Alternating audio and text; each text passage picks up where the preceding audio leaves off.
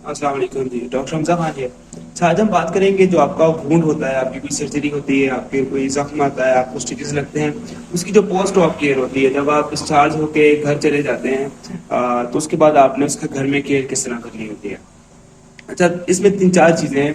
एक तो हमारे यहाँ ये मिथ बहुत ज़्यादा मशहूर है कि जब जख्म को आप पानी लगाएंगे या आप नहाएंगे तो उसमें पस पड़ जाती है, जबकि ऐसा नहीं होता।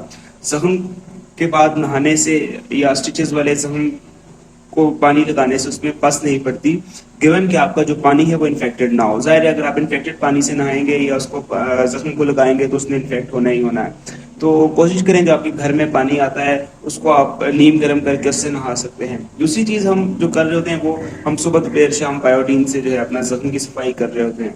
उसका नुकसान ये होता है कि जो हमारी खून की हीलिंग होती है वो डिलेड हो जाती है। तो बायोडीन का इस्तेमाल एक खास हद तक और खास मैयार तक किया जाता है, उसके बाद वो फिर आपकी जो वुंड हीलिंग है उसको डिले करती है। तो हम उस जख्म को नॉर्मल सलाइन से या किसी भी स्टेरिलाइज वाटर से साफ कर सकते हैं। तीसरी चीज़ हमने ये करनी है कि हमने जो है वो ड्रेसिंग डेली करनी है। और चौथी चीज़ ये है कि हम जो उसके बाद अपनी जो फूड इस्तेमाल कर रहे हैं वो फूड इस्तेमाल करें जिसमें प्रोटीन ज़्यादा होती है।